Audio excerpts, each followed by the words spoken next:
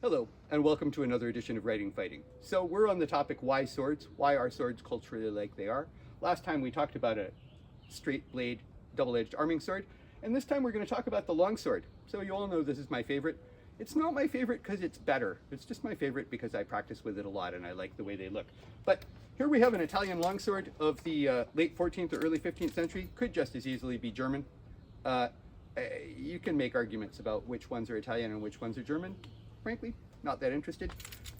What is interesting about this is, even though I can wear it, I think one of the many reasons for its cultural development is that in most Italian, German, and English cities, it was now illegal to wear a sword. So the fact that the sword was really long and uncomfortable to wear did not matter so much. And this very long sword, by the way, it's no longer than a rapier. It's about the same length as a rapier. We still call it a longsword.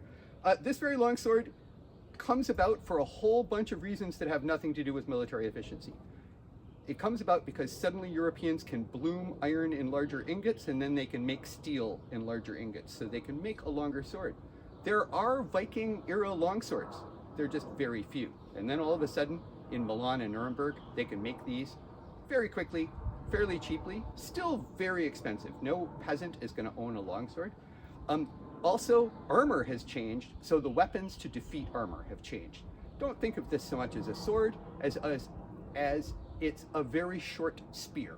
And in fact, we'll have another episode about how to half sword with one of these. But this is for digging somebody out of his early plate armor. So you'll notice it is pretty much a development from the other sword. Longer hilt, kind of the same pommel, kind of the same crossguard, still a cross, because we're late 14th, 15th century Christians. Culture, mostly trumping efficiency, but there's elements of efficiency here. See you next time.